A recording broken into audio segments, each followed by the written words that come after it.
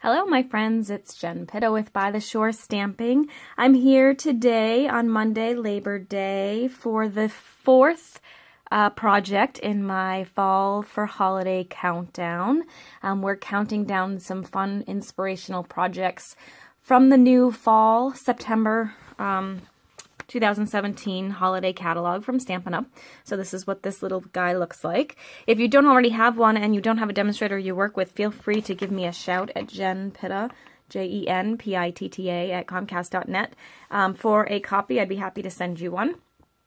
Today we're going to be looking at this Merry Little Christmas Suite, which is one of my very, very favorite in the new catalog. It's actually a mega suite, so it takes up 4 pages of this new catalog. So there's one page, and then here's the other.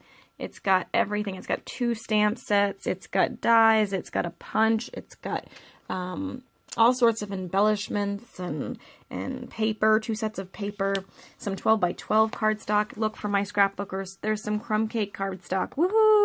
I missed that in the 12 by 12, so I'll be stocking up on that. You do get the Old Olive in addition to the crumb cake, and in the catalog it says craft, but it is in fact crumb cake, so that is an error in the book. So definitely stock up on those. You get 12 sheets of crumb cake in that package, but it does get packaged with the Old Olive as well.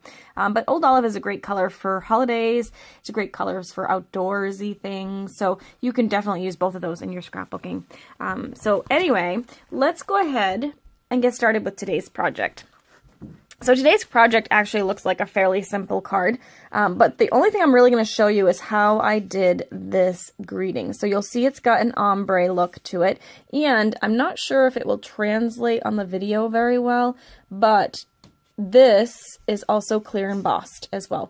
So I'm going to show you just how I did that.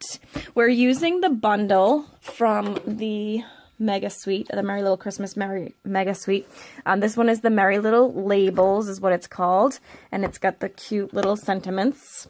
A lot of them are very Christmas oriented, but as you can see, my card today is not Christmas, although it does use the paper from the suite, or one of the papers from the suite, that stamp set, and this punch.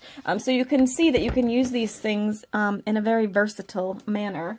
And I totally forgot to take out my white cardstock so I could show you what I was doing. So let me grab a piece of that. Got everything else. All right, here we go. So, oh, you know what? I lied. I don't want white cardstock.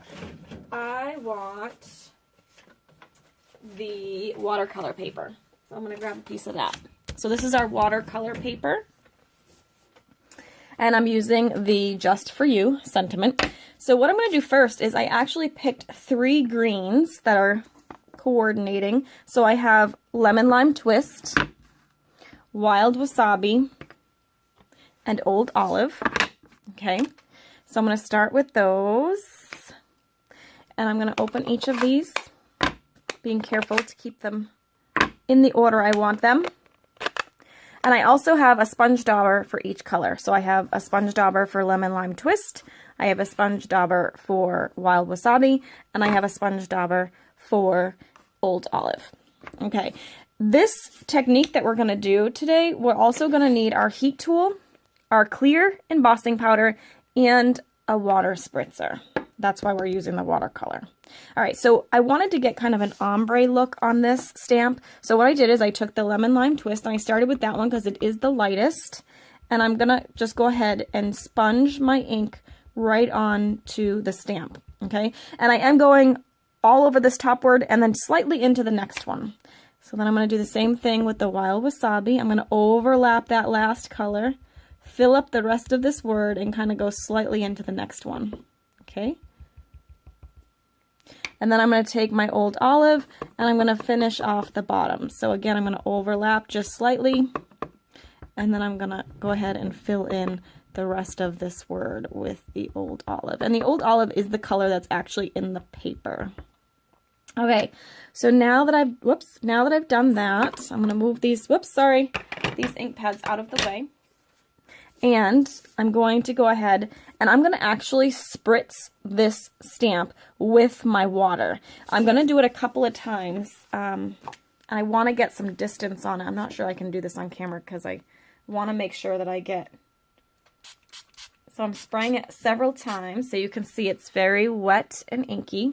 I'd say that was probably 6, 7, 8 times, somewhere in there. But make sure you're at a distance when you do it.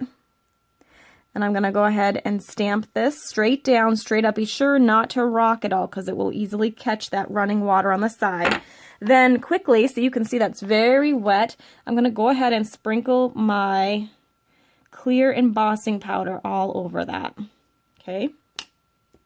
And then very carefully, I'm going to pour this back in to the bucket. Okay. So you can see it looks muted now. I'm going to set that aside because it's not, if I was to touch that, it would rub off. So I'm going to cover my embossing powder. Whoa, we almost had an accident. Goodness gracious. I'm going to cover my embossing powder. Get any of this strays off. I'm going to heat set this on the highest setting on the Stampin' Up! Because Stampin' Up! Has more than one setting. So I'm going to go ahead and heat set that on the highest setting. And I like to just take my scissors or something to hang this in place. And then I can heat set it. And it will take it a minute to melt.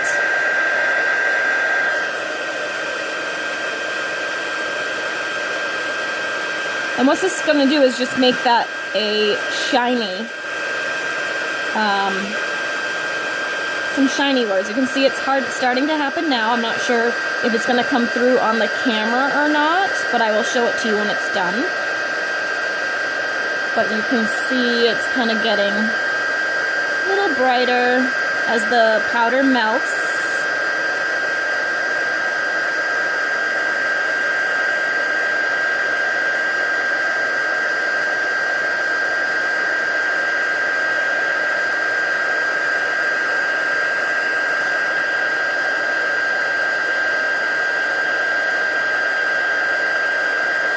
I'm not sure if it's coming through, but it's just about done.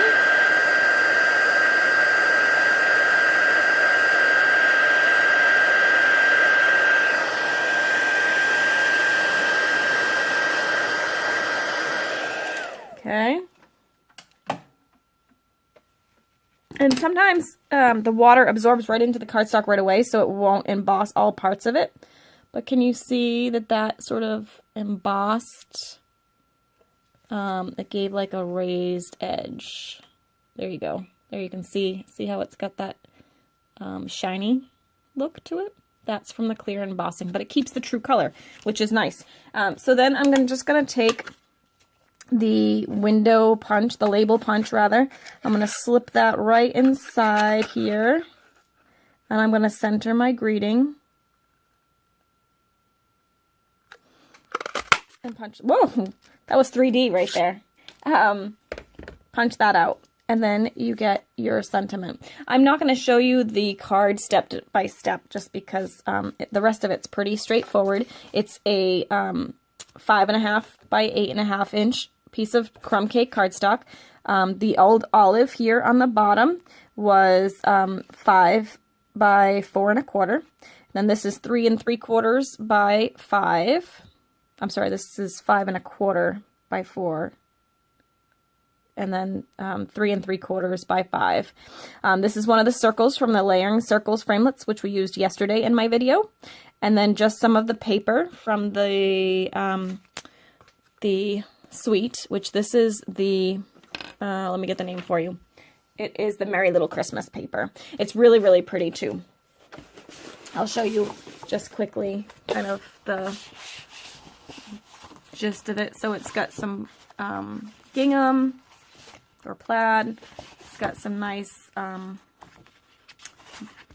basic patterns, and it's got black and white on the other side. So you've got all sorts of really pretty, got some Christmas trees, some snowflakes, the stripes that we used, this. I love this one too. So it's really, really pretty. So that was the paper I used, and then it's just a matter of layering all those pieces. So I'm not going to actually physically show you how to make the card. I just wanted to show you how I did this. It really adds a lot of punch to your card. So hopefully you enjoyed that project. If you did, please be sure to subscribe to my channel and be sure to check out my blog at bytheshorestamping.com every day through September 12th as I'm counting down my favorite projects from the new September through December holiday catalog from Stampin' Up! Have a great day, and we'll see you again tomorrow.